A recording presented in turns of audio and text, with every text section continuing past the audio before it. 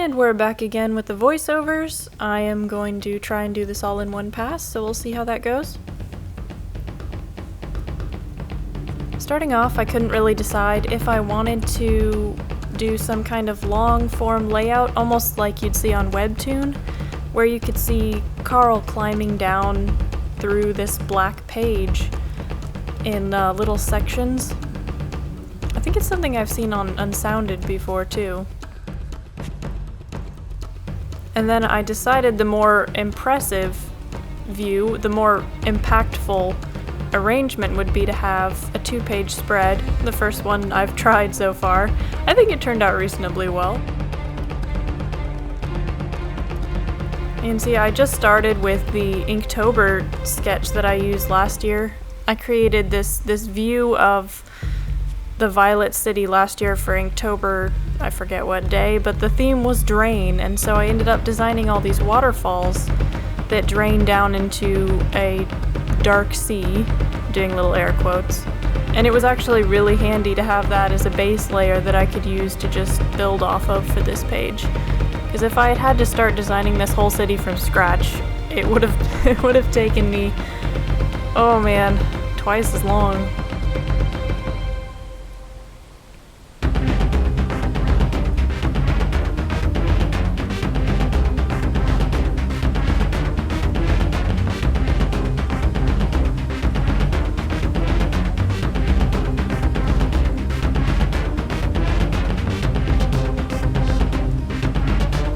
I tried adding this little guard tower here just to bring an element into the foreground, and I think I ended up taking it away about halfway through because I showed it to a friend and he was like, no, it doesn't really add anything, it looks kind of funky, so it's always good to get a friend's opinion, second set of eyes. Right here I'm just going in and adding a lot of little details. The original sketch was pretty tiny, so I'm scaling it up massively here and just adding all these tiny little details that weren't there in the original. Cleaning it up, basically. It's a very time-consuming and almost meditative process. I think for a lot of this I was just zoned out listening to music.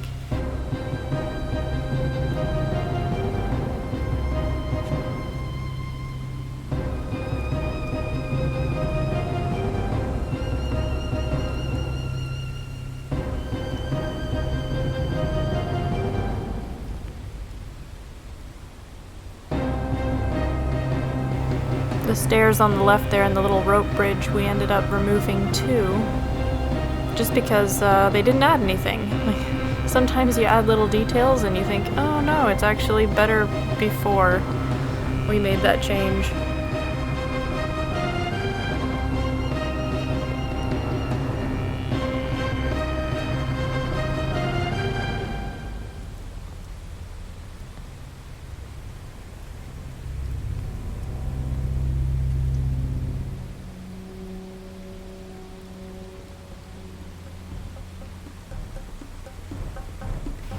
Oh, there we go. Remove the stairs.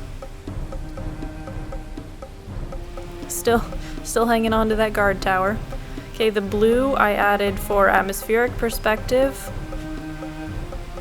Want the city to look really far away, so the blue makes it look like the atmosphere is getting in the way of us seeing all the little details.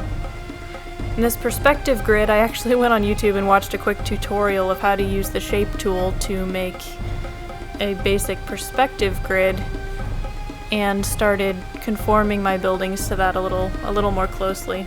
I still didn't follow it to a T. Perspective is like a pirate's code. I follow it when it looks good, and if I think it looks better to not follow perspective lines, then I ignore them completely.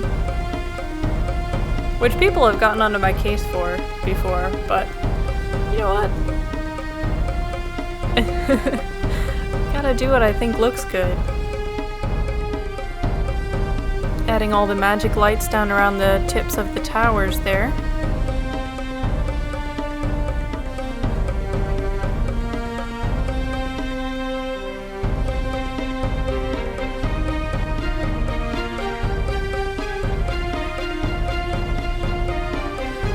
and going with the first color pass.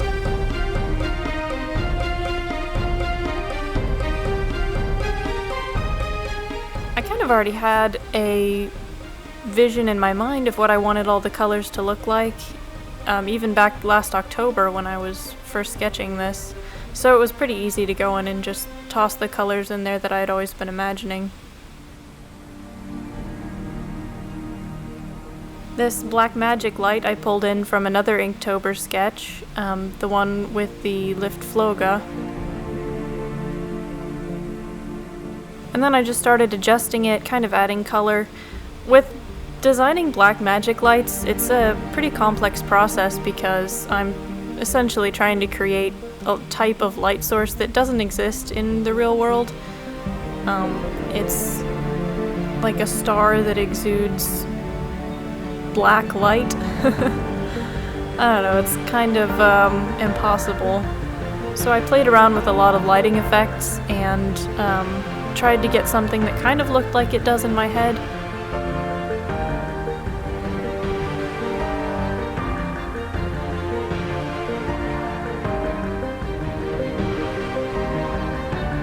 I ended up layering a lot of little specks of background color, like you see there, the reds and the purples and a little bit of green and blue even. So it really shouldn't have any color in it, but because we live in the real world, there's a certain necessity for it. You just have to imagine that there's no color.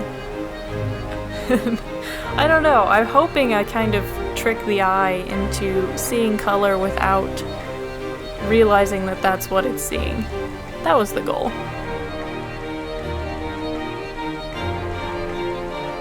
For the above ground New York, all I had to do was go in and change the city to a nighttime mode. Switch the city over to night mode. A lot more complicated than it sounds.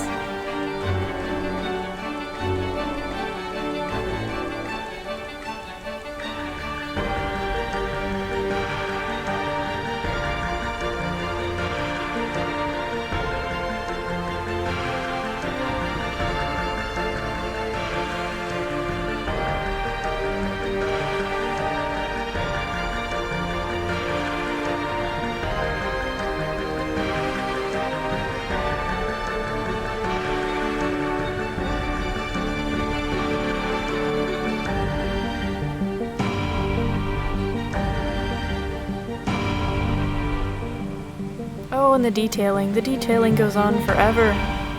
Look at all this. Look at those little squiggles. I'm just rambling now, ignore me.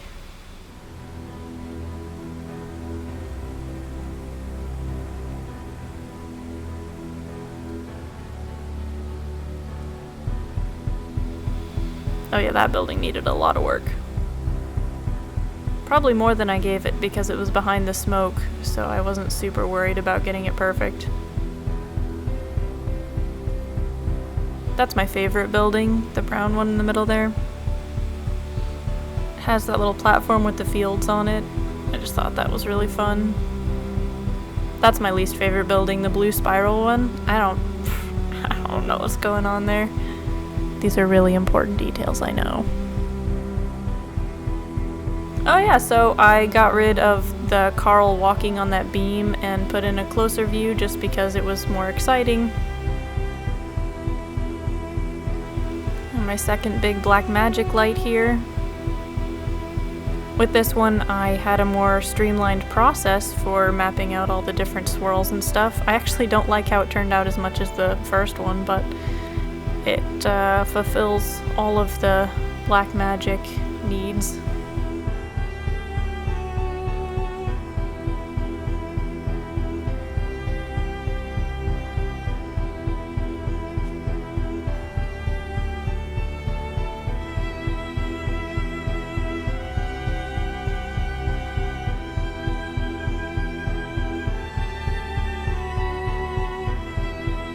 Using the smudge tool to create a little bit of blur effect around the edges to make it look like it's rotating and moving. Then I added the light filters over it. My computer actually froze there, scared me half to death because I tried to use the smudge tool on the light gradient. Bad idea! Always save before you use the smudge tool.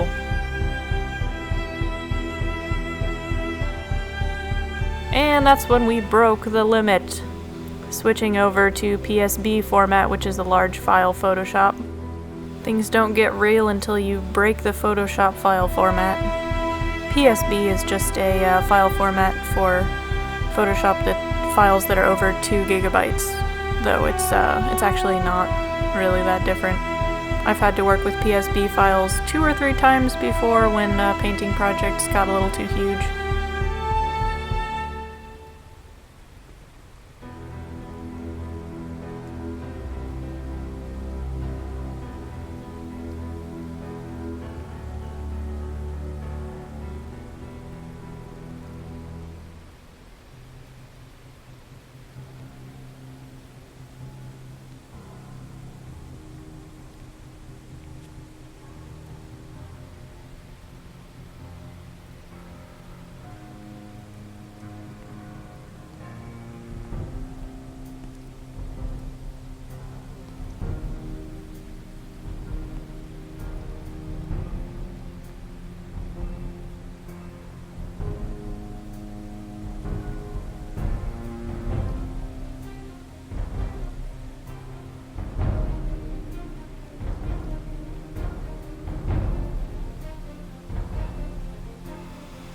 Adding the reflection by just copying and pasting, flipping the city, and then I go down and add the undersides of the buildings as details.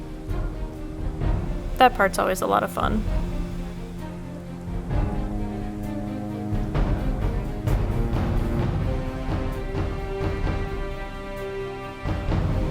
Smudging it up a little bit with a ripple brush.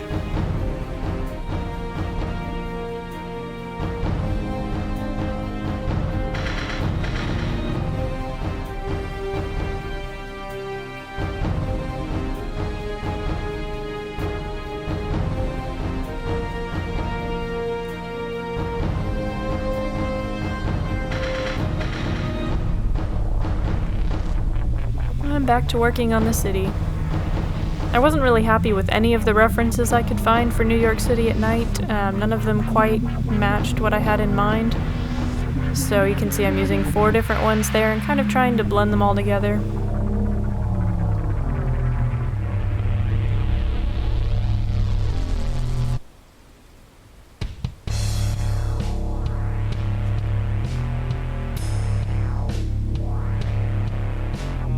I was surprised by how fast I managed to sketch Carl's face here. Pretty much first try I got it down, and I was very happy and shocked. Guess I really have drawn him quite a bit at this point. Man, I hope drawing Ella's face gets that easy down the road.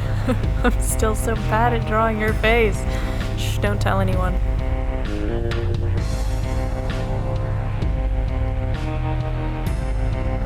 I think that's the only other black magic light I put a lot of effort and detail into, and then it's funny because you don't even see it in the final. It's kind of hidden behind this big one.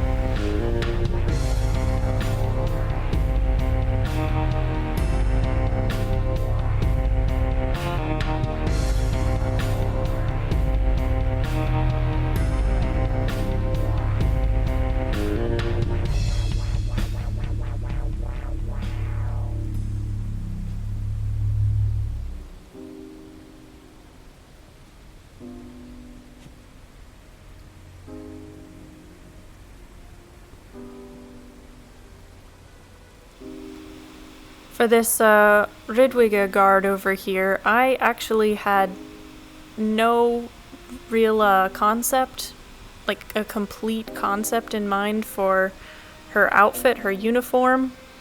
So what I'm doing on the right is I'm going through other drawings of Ridwiga I'd done in the past, and actually I think the plural is Ridwigen. Don't know my own language.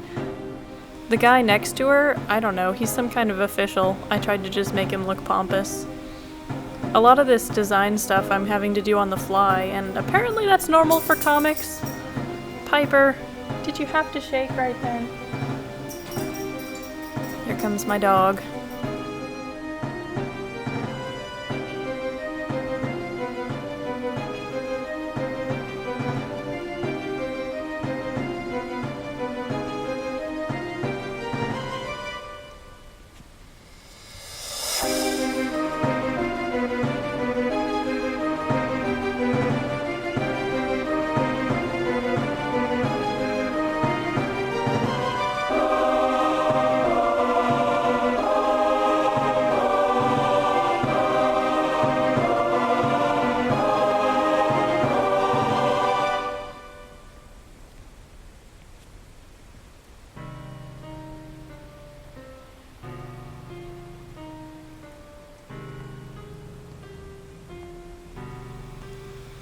the lighting in the background there I added so I wouldn't have to do like extra details or a hall of columns or something behind them.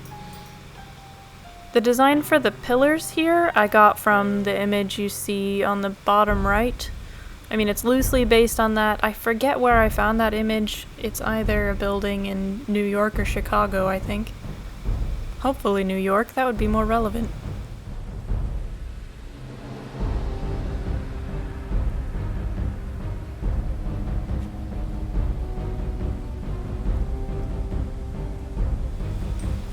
And by now, because I have all of the previous times I've drawn Carl's outfit in different lighting to basically just eyedropper tool from, it's gotten pretty easy to get all the colors for his outfit and his hair and his skin. It takes a lot of the guesswork out of it when I already have all the previous examples to look back to.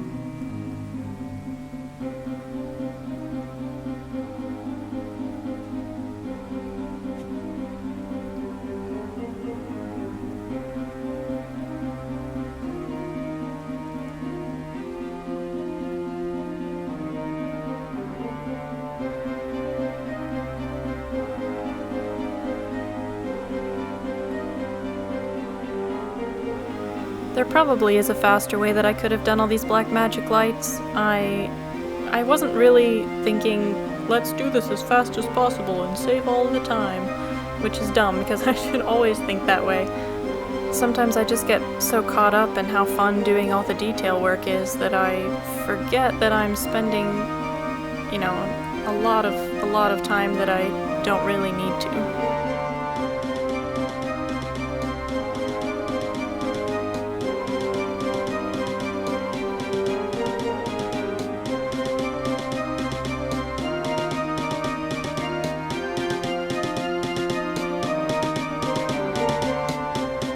It would be easy to look at especially these two columns and think, well, why did you waste so much time adding all that detail to a pretty insignificant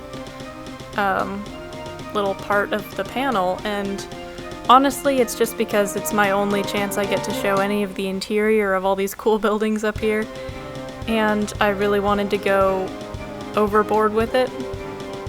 It honestly kills me a little that I don't get to explore more of this city. There's so much cool stuff in there.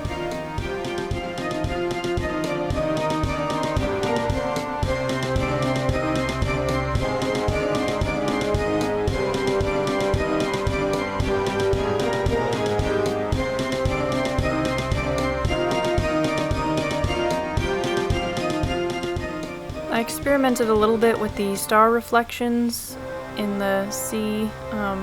I didn't want to get to a point with the lights where it just got overwhelming, and I think it did at one point. I just had so many little specks of light that it started to look just busy and messy, and I had to take some of them away again.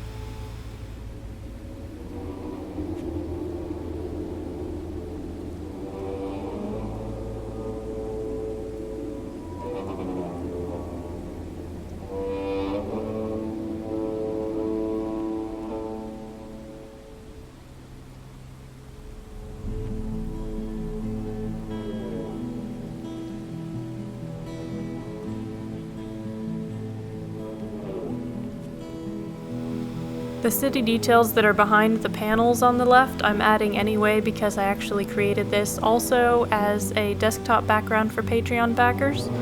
That's in the red tier, I think? Red Guild.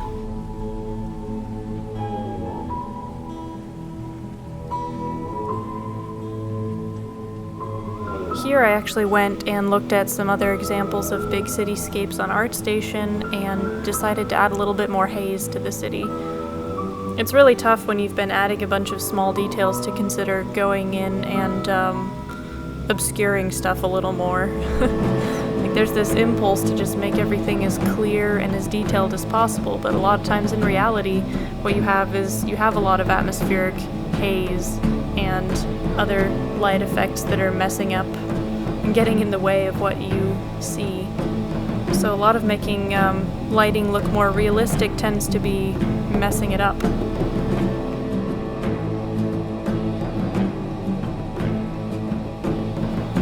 I think at this point I just decided, what the heck, let's just go for it. I'm gonna design this guard on the fly and hopefully it works out.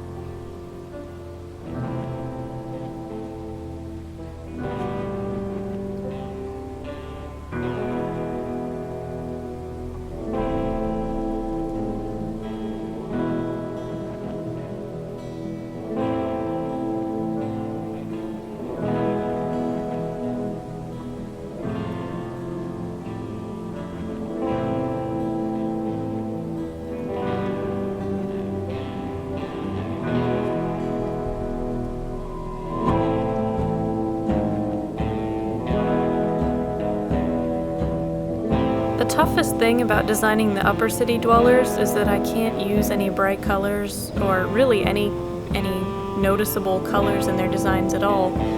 There's a lot of tension around the fact that they I just say they turned away from color. Yeah, that's kind of a weird way to describe it, but essentially everything I designed for these upper city characters has to be black-gray or some kind of subdued shade. But yeah, it's fun to have world-building elements like that at work that help limit and define parts of the story that you don't necessarily see in the comic. At least not yet. But it's really helpful to have all that background stuff that I built last year as far as the world building goes.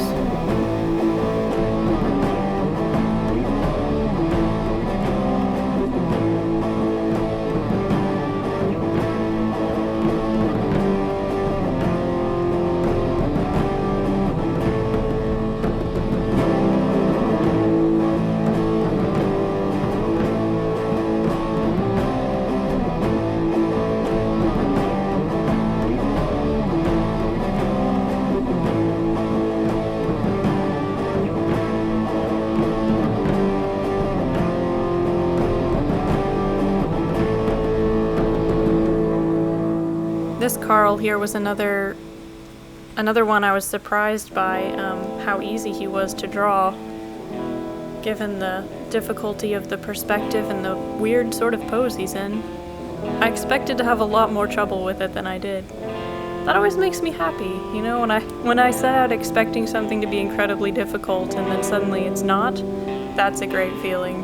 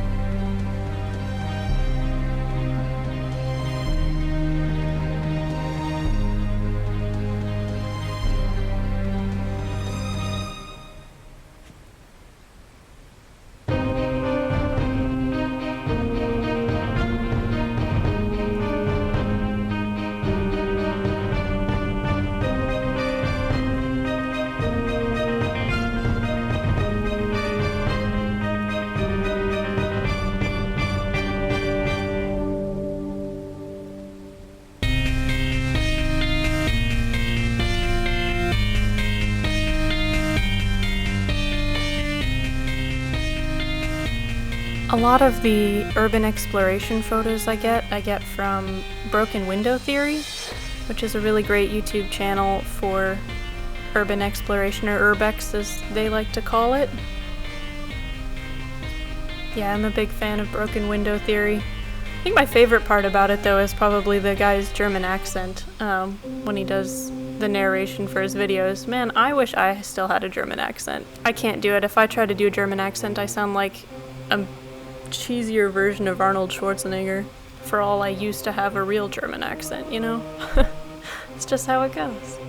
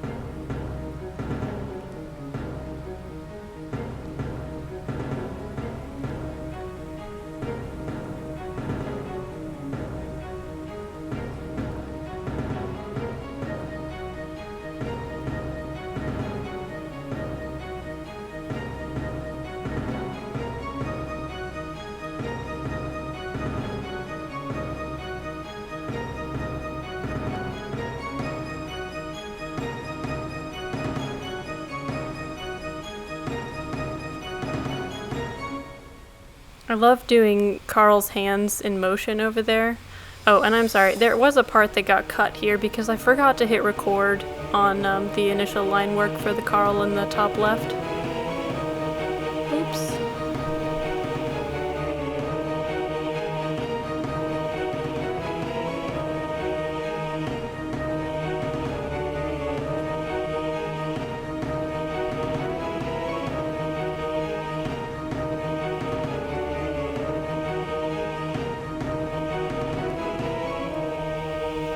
I really love doing this panel though, where you can see the spell kind of forming and coming together. That's a really fun thing to mess around with visually. I'm very excited to do it later in the comic for many more scenes.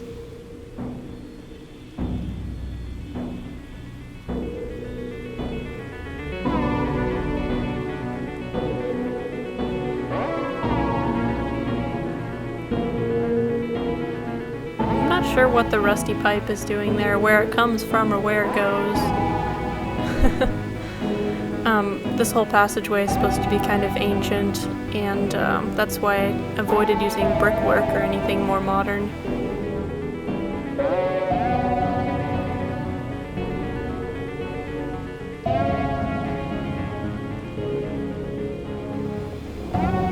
Cleaning up the edges of the buildings in the upper city was, in the surface city I mean, was really difficult because I had preemptively compressed a lot of my layers, and so I had to go in and be really careful with my brushwork.